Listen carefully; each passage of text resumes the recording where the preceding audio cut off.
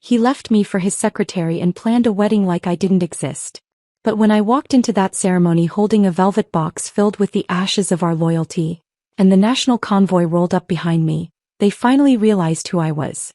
I wasn't just his wife. I was the classified force behind his empire. And I didn't come to cry. I came to bury him with the truth. The scent of dust and cold air was the first thing that greeted me when I stepped inside our villa. The curtains hadn't been drawn in weeks, the orchids on the window shelf had wilted in protest, and the thermostat blinked like it had given up hope of warmth returning. 3 months abroad, buried in a project I couldn't talk about, surrounded by code names, clearance levels, and the occasional whisper of national security risks. And the only thing waiting for me at home was silence. Silence and a letter. It lay on the console table by the entrance just beneath the mirror I never looked at anymore. I might have ignored it except for the curious red wax seal stamped dead center on the envelope. A crisp crest, Anderson Group. I frowned. Who even used wax anymore? The envelope was thick. Heavy. Hand-delivered, judging by the absence of postage. But what made my skin prickle was the note stuck to the top of it. From Bethany. For you personally. Bethany. Justin's secretary. The woman who made lingering eye contact last Christmas when she handed me a glass of champagne and called me Mrs. Anderson with a wink. With a cold curiosity curling in my stomach, I peeled it open. Cream-colored card. Gilded border. Calligraphy so flourished it could make your eyes spin if you weren't used to reading diplomatic documents. Mr. Justin Anderson and Ms. Bethany Green. Cordially invite you to celebrate their union. I stopped reading. A strange, distant sound filled my ears, like I had stepped underwater, or like the world had tilted sideways and my heart hadn't gotten the memo yet. My fingertips grazed the edge of the card again. Foley. As if the name might change if I blinked enough times. But it didn't. It said Justin Anderson. My husband. I stared at the gold font for a long, long moment. Then I walked to the kitchen, set the invitation down and called him. No one answered the first time. The second time it rang longer. On the third attempt I heard his voice. Sarah. Flat. Emotionless. Like he hadn't even looked at the caller ID. Like he answered out of obligation. I didn't reply immediately. I let the weight of the moment settle like ash. Tell me it's a joke, I finally said. There was a pause. Just long enough for him to realize what I meant. Then he laughed. A short, bitter chuckle that lacked amusement and landed somewhere between mockery and boredom. You got it, huh? I did, I said coldly. Delivered by Bethany herself. How poetic. He didn't answer. You're getting married, I said slowly. To your secretary. While still married to me. Silence. I waited. My heartbeat was steady. My tone was ice. When he finally spoke, it was with that voice that made my skin crawl. The one he used in board meetings when cutting employees off at the knees.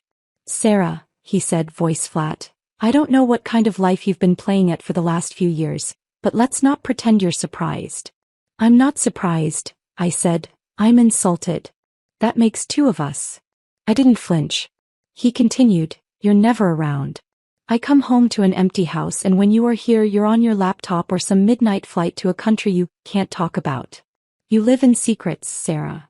I also pay your father's medical bills, I said sharply. In cash. Without hesitation. I've handled 2 of your corporate crises with my government contacts and made sure your name didn't land in national media twice. And I didn't ask you to do any of it, he snapped. No one did. You think that absolves you of respect? Respect? He barked out a laugh. Sarah, don't play saint. You've lived in my family's home, eaten our food, used our money. You weren't even supposed to be my wife. You were a favor. A political marriage sealed by a dusty agreement between my father and yours. I didn't reply. Not yet. He kept going, the venom dripping now.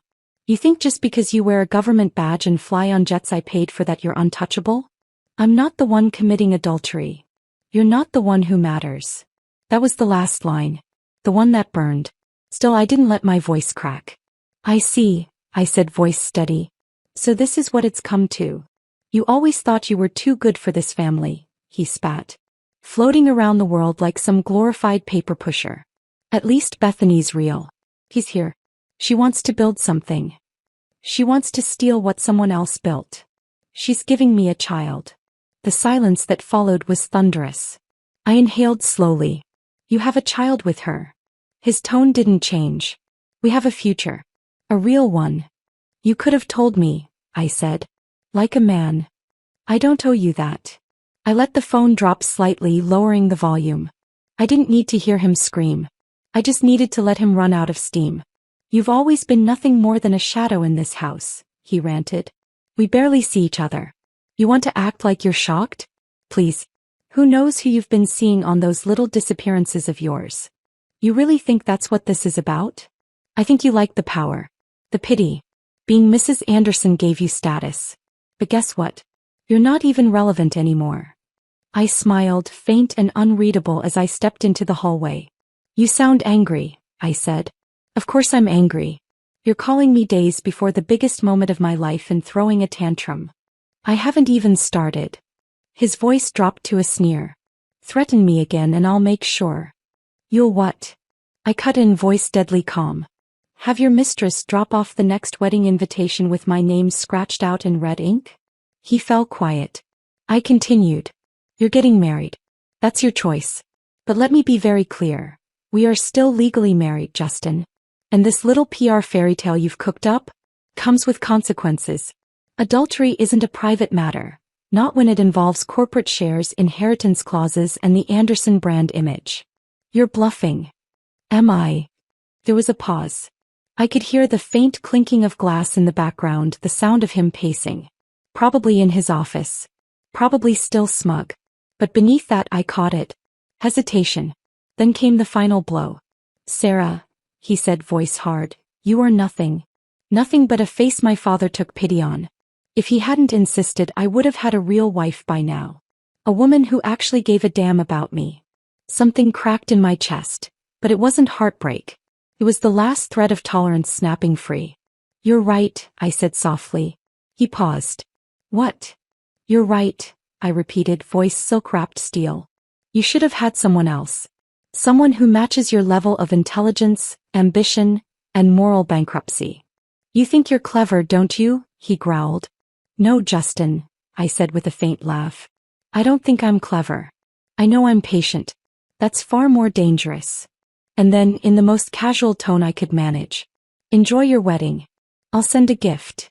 Then I hung up. For a long time I didn't move. I let the silence settle around me again, heavier now but oddly peaceful. I wasn't sad. Not even angry anymore. I was ready. He thought he had humiliated me. He didn't realize he had just opened the door for me to burn everything he built, with a smile on my face and the law on my side. And I always did look good in black. The next morning, the sky outside the villa was the kind of gray that made even birds hesitate to sing. I hadn't slept much. I didn't need to. Some betrayals don't leave you broken. They leave you focused. I sat by the window in a silk robe, sipping black coffee, the same one Justin used to complain tasted like engine oil. The invitation lay open on the glass table before me, now creased at the corners from how many times I'd picked it up and set it down. Not to reminisce. Just to remember that it was real. He was really marrying her. Bethany. His secretary. The woman who had once offered to fix my lipstick in a bathroom at a gala and called me madam with a fake smile. Let them have their wedding. I would give them something worth celebrating. I stood and went to the closet. My luggage from the assignment was still untouched. I had planned on unpacking, maybe even lighting a candle and pretending to be a normal wife for an evening. Not anymore. I pulled out a sleek charcoal sheath dress, tied my hair back, and dusted on a lipstick just dark enough to pass as war paint. At exactly 9:02 a.m. the front door slammed open. No knock. No call. No hesitation. Bethany strutted in like a runway model. Only less grace, more delusion. Behind her followed a small parade of staffers. Movers, decorators, and 2 Anderson Group assistants holding garment bags and floral arrangement portfolios. She wore 6-inch heels and a high ponytail so tight it looked like it was pulling all the thoughts from her brain. In her hand was a designer tote swinging with each self-important step. Move faster, she barked, walking across the Italian marble like it was already hers. The guest room wallpaper needs to be stripped, and the master closet cleared out before noon. I remained seated on the velvet sofa in the sunken living room. Legs crossed. Coffee in hand. Calm as a queen on her throne. Bethany didn't notice me right away. But when she did, her steps faltered slightly, just a stutter. Then she recovered with a smile so smug I nearly applauded the effort. "Oh," she said.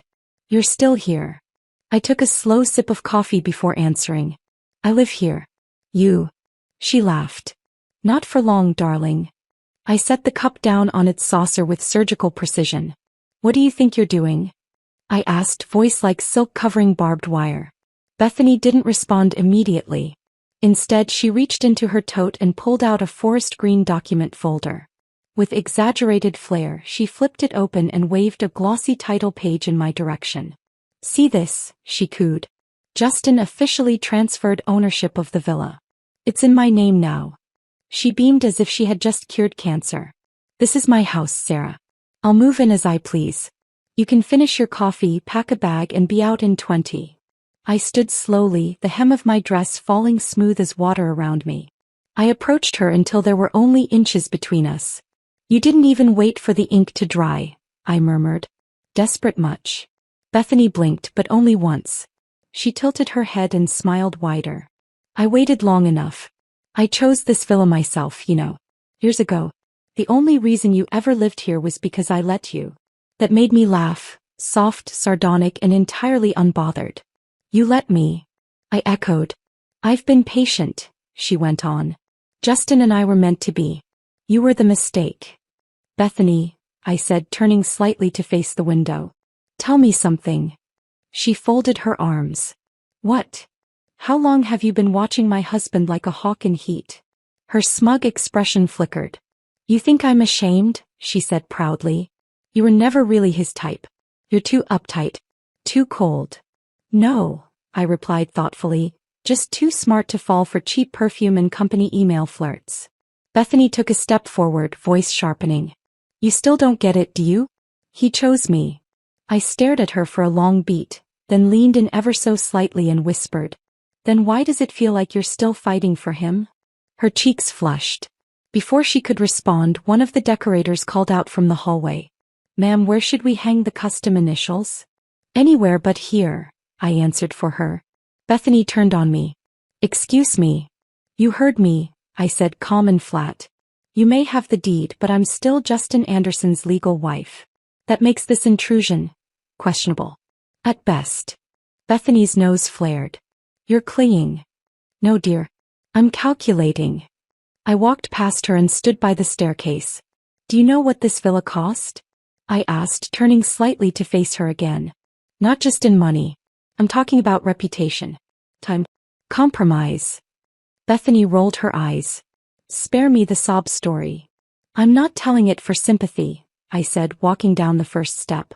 "I'm reminding you that everything here, every corner, every rug, every imported panel of flooring, was paid for by someone who knew how to build an empire. You're just here to redecorate it." She lunged forward then, her tone dripping with sarcasm. "You really think this house will remember you?" I smiled faintly.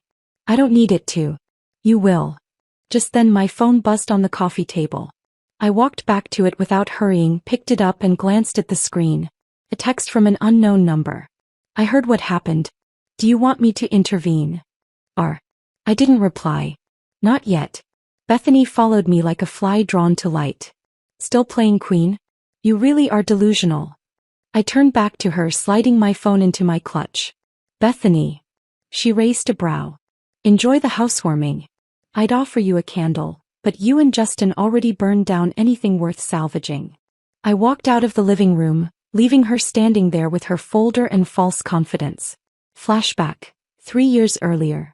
It was raining when Jason Anderson came to our door. The Anderson group was bleeding. Stocks down. Lawsuits mounting. Scandals circling like vultures. My father, a quiet, cautious man, invited him in despite the storm. I had just returned from a UN cybersecurity summit. My career was skyrocketing. My personal life, non-existent. Jason spoke for over an hour. About an old engagement agreement. About loyalty. About legacy. About Justin. He needed stability. A name that carried weight. A marriage that calmed investors. I remember staring at the fireplace that night and thinking, what harm can come from lending your name to a dynasty in need? I said yes. Not out of love, Out of duty. Justin didn't even show up to the wedding ceremony. We signed the papers in silence 2 days later. He told me plainly. Let's keep things civil. You live your life. I live mine. Don't interfere. And I didn't. Till now. Back in the present, I walked upstairs. I wasn't going to pack. Not yet. I had no intention of letting them think I'd been driven out in a cloud of shame. Let them plan their wedding. Let them dream their fairy tale. I'd be attending. And I wasn't bringing champagne. The Anderson Group headquarters sat like a glass and steel monument in the heart of Harbor City, arrogant, angular, and completely unaware that the storm coming its way wasn't on the weather radar. Me. I arrived just before noon, dressed in all black again. The doorman paused, eyes flickering between my face and his tablet. Mrs. Anderson? He asked, already nervous. Still legally accurate, I replied with a smile. Unless your records say otherwise. I stepped into the marble-floored lobby where every inch screamed wealth. On my way to the executive elevator, I caught the stares. Some were wide-eyed. Others deliberately blank. But all of them were whispering. Isn't that Justin Anderson's wife? Wasn't she gone for months? She's back just in time to watch the wedding. I kept my stride elegant and unhurried, like I hadn't been stabbed in the back but had simply come to check on a few loose threads. At the elevator, I tapped the button to the top floor. The chrome doors whispered shut. The silence hummed. So did my plan. By the time I reached the executive wing, Justin's assistant looked like she'd seen a ghost. Mrs. Anderson. I'm sorry. Mr. Anderson, he's in a meeting. I'll wait, I said. She gave a nervous smile. He asked not to be disturbed. I leaned slightly across the desk, not threatening, just close enough to smell the citrus toner in her foundation. I'm not a disturbance, I said, my tone as pleasant as it was final. I'm his wife. She faltered. I understand, but he really... I'm going in, I said simply and pushed past. The door to Justin's office was unlocked. I opened it without knocking. And there he was, seated behind his desk, top button undone, no tie, and Bethany perched on his lap like a smug accessory. They jumped. I didn't. Bethany scrambled to stand up, tugging at her blouse. Justin's expression turned from surprise to annoyance in 2 seconds flat. Sarah, he said, rising slowly. We've already discussed this over the phone. What more do you want? I shut the door behind me with a soft click and strolled to the leather guest chair across from him like I was arriving at a brunch date. What more do I want? I repeated. Let's start with decency. End with closure. Bethany narrowed her eyes and leaned on the desk, voice syrupy and venom-laced. She's here for money. I tilted my head at her. If I wanted money, sweetheart, I said, smiling, I'd be sipping wine in Monaco by now. Not here breathing in your expired Chanel. Bethany flushed. Justin exhaled, already irritated. This is exactly why I didn't want you here. You're so dramatic. No, I replied smoothly. You're just not used to women who finish what they start. Justin sat back down, folding his arms. What are you trying to do? Block the marriage? You don't have the leverage. I'm not here to block anything, I said. Just to clarify a few facts. I reached into my handbag and placed a small folder on the desk. Inside it, certified copies of our marriage license, joint asset statements, and something extra. My personal affidavit of every financial favor, partnership agreement, and off-record assistance I had extended to the Anderson family over the past 3 years. Here's the thing, I said, tapping the folder. You've lied to your board, your father, and possibly the legal department about our status. I'm still your wife. On paper. In the eyes of the law. Justin waved it off. That paperwork is outdated. The divorce is already being processed. And yet, I replied, I haven't signed anything. Bethany cut in. You think this little tantrum is going to stop anything? You're yesterday's news, Sarah. I smiled politely. You're adorable when you try to talk like a real executive. She lunged a step forward. You don't belong here. I built this place, I said coolly. Brick by brick. Pure disasters. I buried them. Supplier lawsuits. I silenced them. Justin's reputation. I upheld it. I turned to Justin. And this is how you repay me. He was quiet, but his jaw was tight. Bethany scoffed. You think you're some kind of martyr? No, I said. I'm the warning shot. Justin finally stood. That's enough. I rose too, matching his height. You married me for convenience. Fine. I agreed because I was stupid enough to believe that loyalty meant something, even in the corporate world.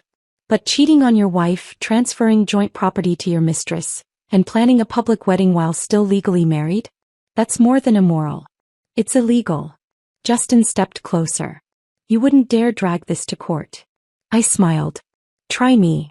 There was a silence. Then he laughed. A cruel, hollow sound. God, you're full of yourself. You think you can walk in here, throw some paperwork around, and scare me? I am the Anderson Group. I walked to the window, looked down at the people bustling below like ants under tinted glass. No, Justin, I said without turning. You were. Until today. I reached into my bag again, pulled out a pen and clicked it once. Here's how this works, I said. I walk out of this office quietly. You file for divorce properly. You keep this marriage from turning into a scandal. And if I don't? I turned and stared him dead in the eye. Then I attend your wedding. Bethany rolled her eyes. As what, the flower girl? No, I said. As the legally bound wife delivering a gift no one will forget. Justin's face changed. It wasn't fear, but it wasn't confidence either. It was the dawning realization that I was no longer the silent, traveling wife he could walk over. I leaned forward. I gave your father every reason to trust me. He gave me every reason to leave. Let's not add exposure to the list. Bethany looked at Justin. She's bluffing. I laughed. Bethany, darling. If I were bluffing, your office wouldn't be bugged, and your browser history wouldn't be sitting on a secure server waiting for subpoena approval. Her face went pale. Justin clenched his fists. Get out. I was planning to. I gathered my things. Have a wonderful wedding, I said over my shoulder. I'll be there. With a very special box. I exited the office with the same composure I entered. As I passed the assistant, she couldn't meet my eyes. At the elevator, I caught a few more stares. Some of pity. Some of awe. But none of them mattered. The doors closed behind me. And for the first time in a long time I smiled. Not because I was happy, but because I was finally done pretending to be the good wife. The Anderson Green wedding was the most photographed event of the season, and it hadn't even started yet. Hundreds of high-profile guests filled the estate. Politicians, business magnates, fashion editors, and influencers with surgically sculpted smiles. Every corner dripped in wealth. Champagne fountains, crystal chandeliers, custom-made aisle runners embroidered with Justin and Bethany's initials in gold thread. The air buzzed with gossip and glitter. Then I arrived. Not in white. Not in designer pastels. But in a long black gown, heels sharp enough to draw blood, and a somber expression that drew attention before I even stepped onto the marble. And in my hands, a funeral urn. Not a replica. Not a symbolic trinket. An actual urn. Black, ceramic, engraved with a single word. Loyalty. The guards at the gate didn't stop me. They couldn't. They recognized me. I was still, by law and title, Mrs. Justin Anderson. And Mrs. Anderson had arrived. As I walked through the central courtyard and up the aisle, the whispers started like a wind blowing through a field of snakes. Is that her? Justin's wife. No way she showed up. Is she holding an urn? Oh my God. That's a funeral urn. This can't be happening. I moved with precision, elegance, and unshakable calm, every step a quiet declaration of war.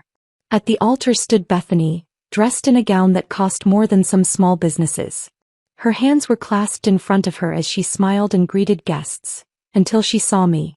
Her smile faltered, then twisted into disbelief, then into pure rage. She stepped off the altar and stormed down the aisle, holding up her skirt. Sarah, she barked. You're out of your mind. Get out. Now. I stopped 10 feet away from her, the urn still cradled in my arms. You sent me an invitation, I said smoothly. How rude would it be to ignore it? Bethany laughed bitterly. You think this is funny? No, I said softly. I think it's fitting. I walked forward and gently set the urn at her feet. He stared at it, confused. What the hell is this? A gift, I said, locking eyes with her. You brought a funeral urn to my wedding? She scoffed. You've finally lost it. No, I said, but you did. You lost the one thing I gave freely.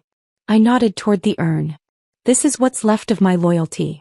Since you burned it, I thought I'd return the ashes. A gasp rippled through the crowd. Several guests took a step back.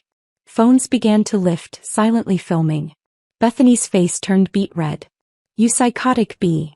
Before she could finish, I picked up the urn and flung it. Hard. The lid popped off midair and gray ashes exploded across her white dress like a curse. They coated the satin, the veil, and the manicured grass beneath her feet. For a moment, the entire courtyard was silent. Bethany froze in place, covered in the dust of everything she destroyed. Then the shrieking began. You absolute lunatic. Do you know what you just did? Security. Get her out of here. The guards hesitated. Half of them looked unsure. The other half didn't dare move. Bethany charged forward, eyes blazing, lifting her arm. I stood still. She raised her hand. I didn't flinch. Just as her palm was about to swing, a sharp voice rang out from behind the gates. Stand down. Every head turned. A convoy of sleek black sedans rolled onto the estate's long drive. They weren't ordinary cars. They were government issue. Each door opened in perfect sequence, like a choreographed threat. From the lead vehicle emerged Ryan, dressed in his standard gray uniform, sunglasses still on despite the dusk. He wasn't just respected. He was feared. Bethany's hand dropped. Ryan walked through the crowd, flanked by 2 armed officers. He didn't glance at anyone. Not the guards, not the guests, not even Justin, who had just emerged from the villa in confusion. He walked straight to me. And bowed. Not politely. Deferentially. Miss Sarah, he said. We came as soon as we received your signal.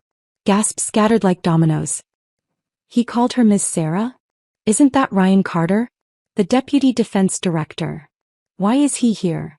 Bethany stepped back in disbelief. What the hell is going on? Justin finally reached the scene, eyes wild. Sarah, what are you doing?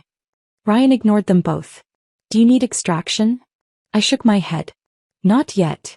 Bethany pointed. She attacked me. She humiliated me in front of everyone. Arrest her. Ryan turned to her. Expression blank. Voice level. Who is this? Bethany Green, she screamed. I'm marrying Justin Anderson. Ryan turned slowly to me.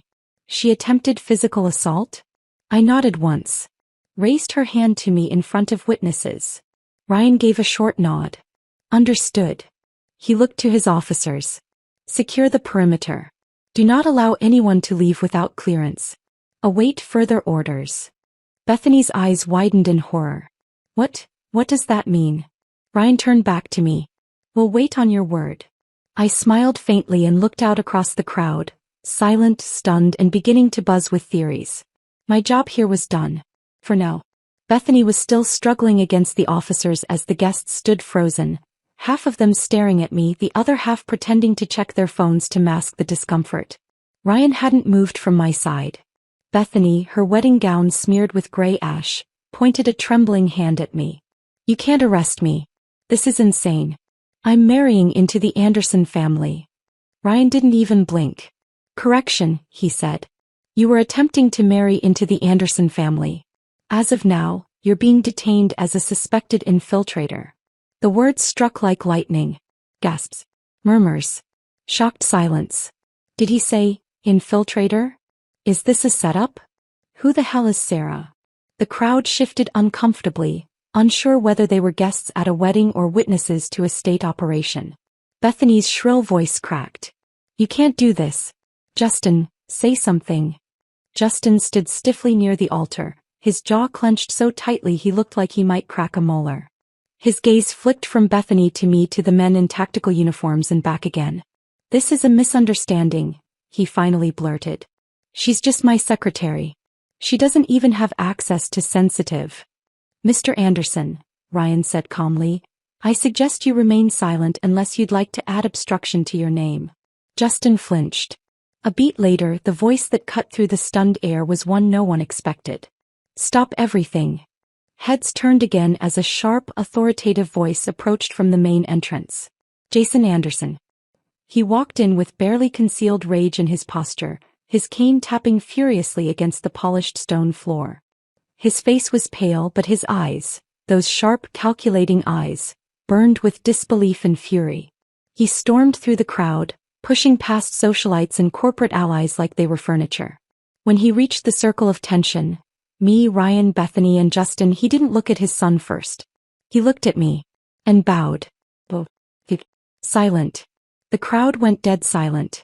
Jason Anderson, CEO Emeritus of the Anderson Group, business legend of Harbor City, bowed to me in front of his entire empire. A hush descended so thick you could hear someone drop their stock portfolio. "Miss Sarah," he said, voice heavy, "I sincerely apologize for arriving late." I nodded. "You arrived exactly when you needed to, Mr. Anderson." Jason straightened, then turned with venom toward his son. "You fool," he hissed. "You begged me to give you the company. You cried that you were ready to take on the family legacy. And this," he pointed at the chaos, at Bethany still shrieking in cuffs at the shattered wedding altar, "is how you repay us." Justin took a shaky breath. "Dad, I didn't know. Sarah, she didn't tell me who she really was." "You didn't need to know," I cut in coldly. "You needed to be loyal. That was the only test." Jason's voice thundered. "Do you realize who you've betrayed?" Justin looked at me in confusion. "What does that mean?"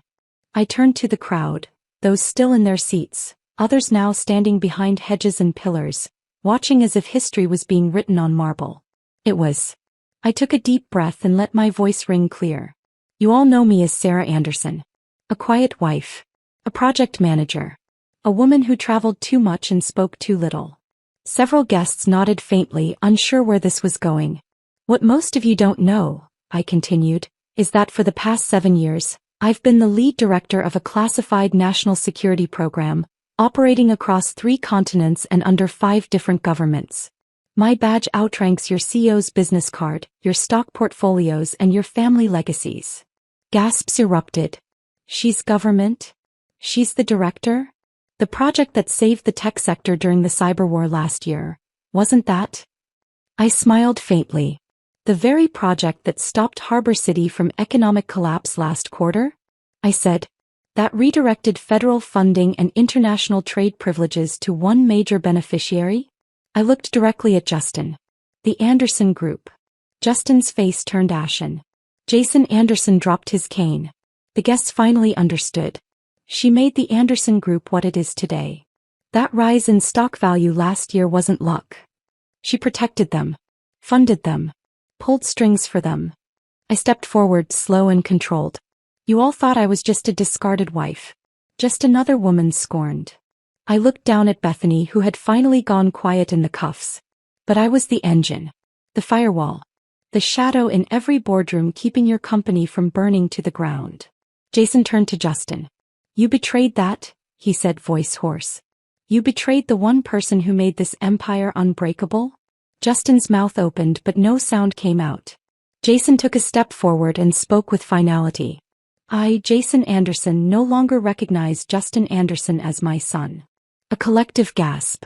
The kind that echoed in gossip circles and business blogs for years to come. "I disown him," Jason continued. "Effective immediately. His shares, his title, and his future with the Anderson Group are hereby revoked." The crowd broke into murmurs of disbelief. Guests backed away from Justin as if he carried contagion. Jason turned to me. "Miss Sarah," he said solemnly, "I offer my full support, my loyalty, to you. Whatever you decide next, I stand behind it." I nodded. "You're too late, Mr. Anderson. But I'll allow you the dignity of watching your house burn slowly. Brick by brick." He bowed his head. "Understood." I turned back to Ryan. "Take her," I said, motioning to Bethany. He nodded. "And him?" I looked at Justin. Then smiled faintly. "Not yet. Let him stew in the shame for a bit longer." Justin stared at me, trembling. "Sir, please." "Wrong name," I said, eyes gleaming. "It's Director Lee." And with that I turned my back to him for the last time. Justin stood frozen.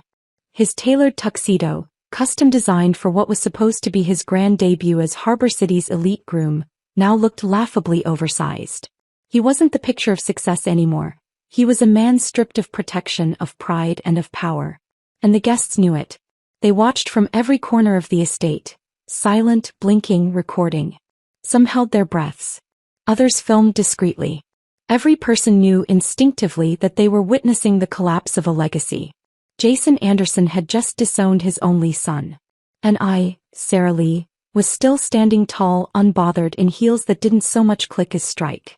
Bethany was long gone now, escorted by Ryan's team, her screams echoing briefly before fading behind the black doors of the convoy.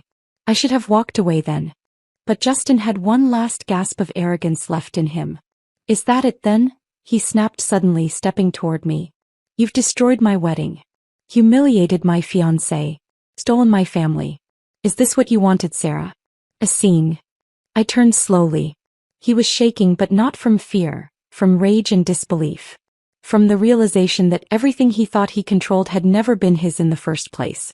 You think I did this to you? I asked softly. You did, he spat. You came here to ruin me. I raised a brow. No, I said. You ruined yourself. I just chose the right time to let everyone else see it. Jason watched his son, his face tight with revulsion. But he said nothing. Justin pressed forward, voice rising now. You think you're above me because you work for the government? Because Ryan bows to you? What does that make you? A glorified secretary with a badge. The air snapped with tension. Jason inhaled slowly. Then he moved. His palm struck Justin so hard the entire courtyard gasped. The sound echoed off the marble, off the floral arches, off every ounce of inherited arrogance that had once defined Justin Anderson. He staggered back, clutching his face, his eyes wide with disbelief. Jason's voice thundered across the gathering. Enough. He turned to the crowd, not ashamed but resolved. My son has brought disgrace not only to this family but to the very people who helped build our name. I stand behind Miss Sarah Lee not because I must, but because it is the only honorable thing to do. Gasps. Murmurs. He slapped him. In public. He chose her over his own son. Jason faced me, eyes glinting with a fierce respect. If you would allow me, he said, I would like to handle the punishment of both him and her personally. I studied him. Years ago I had believed Jason Anderson to be just another tycoon. Ruthless, yes, but self-serving. But the man standing before me now wasn't here to save himself. He was here to bury the mistake he had raised. I'll allow it, I said simply. Jason bowed once more. Thank you. But Justin wasn't done yet. He wiped the blood from the corner of his lip, straightened his suit and forced a smirk. This is a circus, he muttered. You're all insane. He played you. Every one of you. His eyes met mine, sharp with desperation. You can't erase me, Sarah. I'm still Justin Anderson. I'm still. Still what? I interrupted, my tone like ice cracking on glass. Still the boy your father had to babysit in every boardroom? Still the man who couldn't close a single merger without calling me in to proofread contracts while pretending I was just your wife? He said nothing. I took a slow step forward. Let me remind you of something, I said, voice low and firm. The Anderson Group's meteoric rise in the past 2 years? That wasn't market luck. That wasn't your leadership. That was me, redirecting federal infrastructure credits to prop up your supply chain. Me, bearing the breach report from the Shanghai servers. Me, ensuring your trade licenses didn't get pulled when your expansion plan failed overseas. Pause. But you never noticed. Because the only numbers you cared about were in your mirror.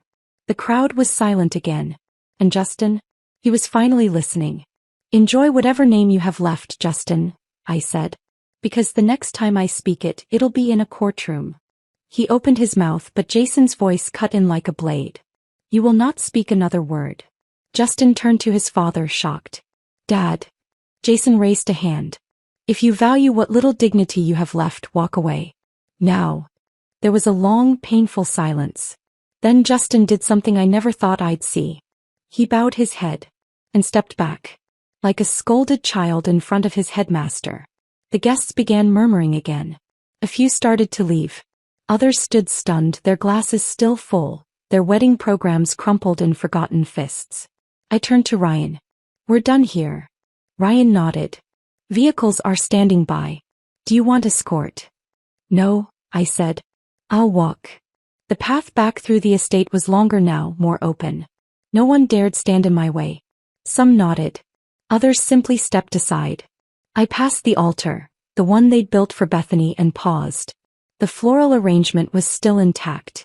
I plucked a single white rose from it, twirled it between my fingers, then dropped it where Bethany had stood in her gown. Like a tombstone. When I reached the gates, I saw a reflection of myself in the polished glass. Not a shadow. Not a wife. Not someone discarded. But a storm that chose when to strike, and whom to destroy. The headlines after the wedding lasted weeks. Every paper, every news feed, every gossip column, each competing for the juiciest headline. Director behind classified project destroys Anderson wedding. Jason Anderson disowns his own son in front of city's elite. Who really built the Anderson empire? Meet Sarah Lee. I didn't give a single interview. I didn't release a statement. I didn't need to. The silence only fed the storm. Within a month, the Anderson Group's board voted to strip Justin of his CEO title. Jason returned as interim head, cleaning up scandals, firing half of Justin's allies, and ensuring Bethany's name was erased from every company file. The footage of her being dragged out in cuffs went viral. She was tried for corporate espionage and fraud, with a long list of charges I didn't even have to push for. As for me, I went back to my work. The wedding was never the end game. It was a mere opening move. 5 years later, the city had changed. Towers had grown taller. The Anderson Group was now part of a massive national infrastructure alliance, thanks to the programs I quietly spearheaded. While the public saw Jason as the figurehead, insiders knew who pulled the real strings. Me. I had just returned from a defense summit when I received the news. Justin Anderson had been released from prison. I almost laughed when I heard. Not out of malice. Just at the absurdity of time. 5 years. 5 long years. I imagined him counting days behind bars, every minute spent reflecting on the empire he'd squandered and the woman he'd underestimated. That afternoon, I received a message from Jason Anderson himself. He wants to see you. I'll bring him tomorrow. He owes you a proper apology. I considered ignoring it. But then curiosity won. The meeting. It was a crisp autumn day when Jason arrived at my private residence. He had aged, white streaks now visible in his hair, but his posture remained unshaken, his presence still commanding. Behind him Justin followed. I almost didn't recognize him. Gone was the polished arrogance. He was thinner, paler. His sharp suits replaced by a plain gray jacket, his swagger hollowed out like a house abandoned by its owner. Standing next to him was a little girl about 4 or 5, clutching his hand. Her dark curls and clear, intelligent eyes made me pause. Bethany's child, no doubt. But those eyes, those were full of something Bethany never had. Respect. Jason spoke first. Sarah, he said formally, bowing slightly. I can never repay what you did for our family. I tilted my head. Jason, I told you years ago. You don't owe me anything. He glanced back at Justin, who shifted uncomfortably. Say it, Jason ordered. Justin looked at me. His mouth opened once, closed, then opened again. I'm sorry, he said at last. His voice cracked like a man unaccustomed to humility. I was wrong. About everything. I studied him for a long moment. He wasn't lying. Prison had done what nothing else could, broken him down into something human. But I wasn't here for his redemption. I looked down at the little girl. She stared up at me curiously, unafraid. What's your name? I asked gently. Lila, she said softly. Daddy says you helped our family. He says you're someone really important. I smiled faintly. Is that what he says? She nodded hard. He says when I grow up I should be like you. Brave. Strong. I crouched down eye level with her. Then promise me something, Lila. Her eyes widened. What? Promise me you'll grow up to be useful. Not just for your family but for this country. For the people who need someone brave. Lila's little hand clenched into a tiny fist. I promise. Jason chuckled quietly, pride flashing across his face. Justin's expression softened, though guilt still weighed heavy in his eyes. A quiet reckoning. When they left that day I stood by the window watching them walk down the driveway. Justin looked back once, his eyes meeting mine through the glass. Not with anger. Not with resentment. With regret. Deep raw regret. He mouthed something I barely caught. Thank you. I turned away. I didn't need his thanks. I had already moved on. Sarah Lee, untouchable. 2 months later, I was standing on the stage of the National Auditorium, receiving a Medal of Honor from the state. Cameras flashed. The announcer's voice boomed. For her unparalleled contribution to national security, technological innovation and infrastructure development, we honor Director Sarah Lee. I smiled as the medal settled against my collarbone. I wasn't just Justin's forgotten wife anymore. I was a name that would outlast every empire built on borrowed loyalty. I didn't expect to see him again. After the ceremony, after the medal, after the speeches and parades and applause, I assumed Justin would disappear. That he'd finally learned to live in the shadow I cast, and maybe raise his daughter far from the city that now knew my name better than his. But pain has a long memory, and guilt is even longer lived. The letter. It arrived in the Morning Post. Handwritten. No return address. Sir, I know I have no right to ask anything of you, but I need 5 minutes. There's something I have to say in person. I won't write it down because some things are too cowardly in ink. Please. Just 5 minutes. J. I stared at the letter for a long time. In my younger years I might have torn it in half. Or burned it. Or let it rot with the rest of the apologies men offer when they've run out of power. But now I was different. So I wrote back just 3 words. One last time. Rooftop. I chose the place. Not an office. Not a hall. Not a room. A rooftop. Specifically, the one above the original Anderson Group headquarters, where Justin first took me after we got married, pretending to be in love with my mind, even as he slowly dismantled it behind my back. I stood near the edge, hair pinned neatly, sunglasses on despite the sunset. A storm had rolled through earlier, and the sky was streaked in deep purples and orange fire. I heard the door open. He stepped out slowly. Justin Anderson. No tie. No jacket. He looked like a man who had run out of masks. He stopped 10 feet away from me. Hands in his pockets. Eyes red-rimmed. You look, he began then stopped. You always were the most composed woman I've ever known. I didn't speak. He swallowed. I brought something, he said, reaching into a canvas bag. Slowly he pulled out a small wooden box. It's not much. But it's what's left. He opened it. Inside was the cracked nameplate from his former office desk. Justin Anderson Co. Next to it a photo. Our wedding photo, creased, weathered, stained in one corner. He looked at me. I've kept it, he whispered. All these years. Even when I didn't deserve to. So I said nothing.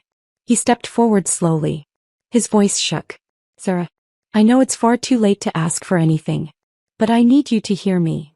The silence between us stretched wide, until he dropped to one knee. On the concrete. In a suit. He knelt. Head bowed. Palms open. I betrayed the only person who ever protected me, he said. You didn't just build this empire. You carried me when I didn't deserve it. You made me powerful, and I tried to make you small. The wind blew between us. And for what? He asked. For someone who wanted the crown but not the scars. I destroyed the very fortress I lived in. I finally took off my sunglasses. He looked up. My expression was unreadable. He continued. People think the worst thing I lost was my title, my company, my reputation. But it was you. That was the beginning of the end. He lowered his head again. If there's any way to cleanse the dirt I threw on your name, tell me how. I'll do it. I finally spoke. You can't cleanse it, I said softly. Some betrayals don't get washed. They get buried. He nodded slowly like he already knew that. I thought I could kneel for forgiveness, he whispered.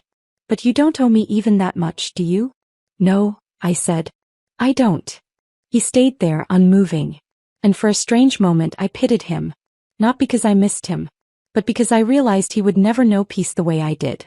His redemption would never come in glory or grand speeches, but in small, painful awakenings. Like this one. I took a deep breath.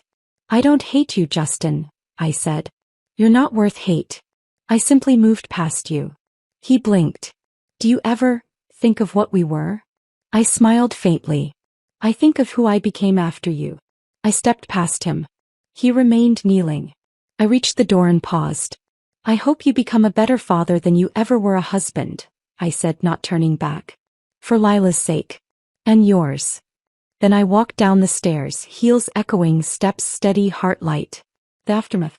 I heard he stayed on that rooftop for an hour after I left. I heard he cried. I didn't need to see it. Some griefs don't belong to you anymore. Later that week, a package arrived at my home. No note inside, just the cracked photo frame and nameplate, wrapped gently in linen. I placed them on a shelf in my study. Not as a trophy. Not as a wound. But as a relic of a woman I used to be. One who was broken. Then rebuilt. And then became untouchable. It began with a single call. The Secretary of Commerce himself.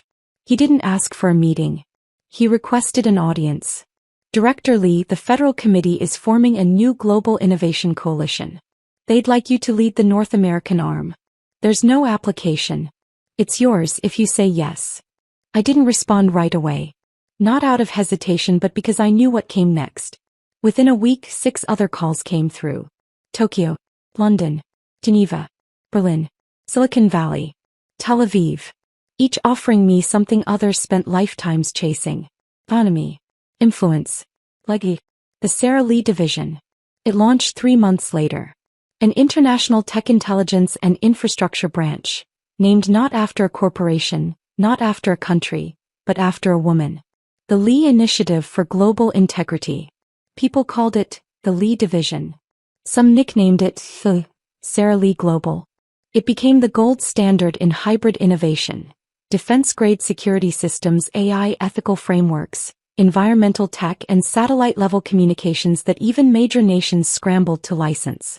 And at the center of it all? A single name that now opened every door. Sara Lee. Honor upon honor. The year ended with an invitation from the Department of National Recognition. A black-tie gala held in D.C., attended by heads of state, senior intelligence and innovators from across the globe. I was seated beside the Chief Justice. Across from me sat the Vice President. When my name was called, the room rose before I even stood. A standing ovation, not for a title, not for a rank, but for who I had become. The speech was short.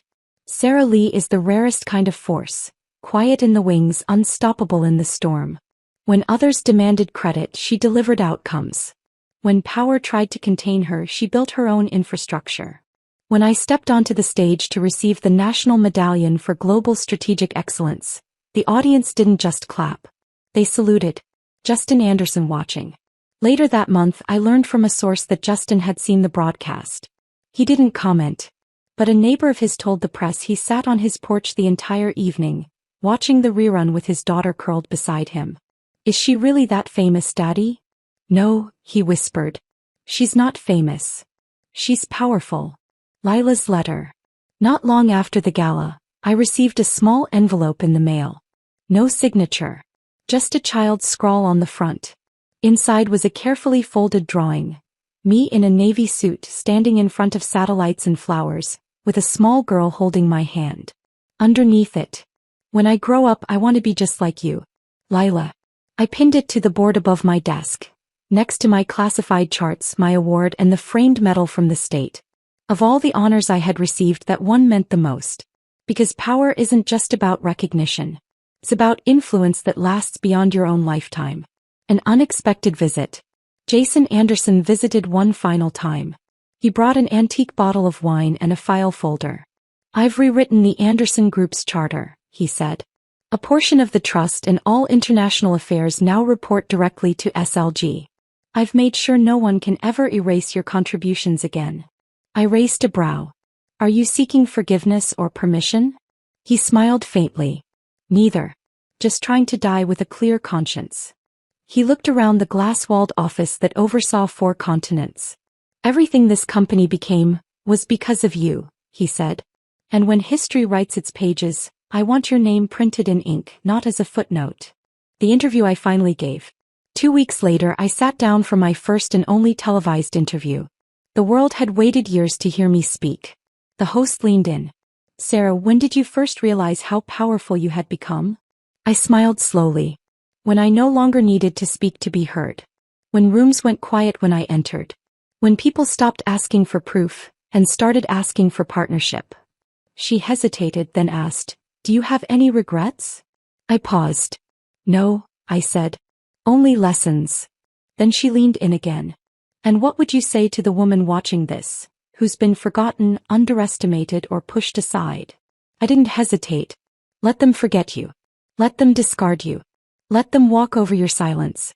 Because when you rise, and you will, the sound of your name will haunt their ears for eternity. The city skyline stretched before me like a cathedral of light, steel and glass shimmering under the setting sun. I stood at the very top of the Anderson Group's headquarters. My own reflection stared back at me from the window, older, sharper, softer, only in the right places. It had been exactly 6 years since I walked out of that wedding with ashes in my hands and fire in my spine. Back then they had seen me as the woman who lost everything. No. They called me everything they once tried to deny me. Pioneer. Director. Architect of empires. National treasure. Ghost turn queen. But today wasn't about the titles. It was about something far more private. Jason Anderson's final goodbye. Jason passed quietly the night before. Heart failure. I had received the call from his estate executor. He'd left something behind for me. A single envelope, cream-colored. Handwritten. Inside was a note along with a folded copy of an old article. Faded. From a decade ago. The headline read, "The Quiet Wife of Anderson Group's Rising Star." Jason had scribbled on the bottom of it. "History got it wrong. Fix it for them." And beneath that in smaller script. "P.S. Thank you. For saving the legacy even after we destroyed yours." I read the note twice. Then I set it down and let myself sit in silence. Grief is strange when it doesn't cut. When it simply settles. A visit from the future. Later that day Lila arrived. Now 9 years old, she walked with confidence, her hair braided, her shoes polished. She'd asked to visit. Alone. When she entered my office she didn't stare like she used to. She looked at me with the kind of respect children rarely learn, that young, earned, not taught. She handed me another letter. "My school said to write a report on the person who inspires me most," she said. "I didn't pick my dad. I picked you." I smiled, heart strangely full. Inside, in carefully printed block letters. "Director Sarah Lee saved our country and made the Anderson name famous, even when they forgot her. She's kind but strict. She always wears great shoes. She is smart. She is strong. She is not afraid to be alone. When I grow up I want to build things like she does. And never let anyone call me small." I folded the note and held it for a long time. Lila sat on the armrest of my chair. "Do you ever miss him?" I didn't lie. Not him. Just who I thought he could be. She nodded. "That makes sense." I offered her a caramel from the crystal jar. She took 2. One for her, one for her father. She didn't say it, but I noticed. Children know far more than we give them credit for. One last walk. That evening I walked the Anderson building alone. From floor to floor. Department to department. Where once I worked invisibly in the shadows, now the staff stood when I entered. Some even applauded. The marble walls bore portraits now. One of Jason. One of the original founders. And one newly installed. Sarah Lee, architect of integrity. I didn't stop to admire it. I had no need to. I had already lived it. Instead I passed the boardroom where Justin once shouted over me. It was silent now. A ghost of a room for a ghost of a man. Home at last. I returned home that night. The garden had bloomed in every color imaginable. Lavender and crimson, white jasmine and pale hydrangeas. I had planted them all myself. The silence of the house was no longer lonely. It was deliberate. A choice. I made myself tea and stood on the veranda. No calls. No messages. No crises. Just the sound of my name echoing in places I'd never set foot in, but where my legacy had already arrived. And as I looked up at the stars, I thought not of the wedding, not of the betrayal, not even of the honors. I thought of the woman who walked through hell and refused to come out burned. Only brighter. Final lines. They forgot their wife. The world remembered her name. Sarah Lee. And this time no one would dare forget it. The end.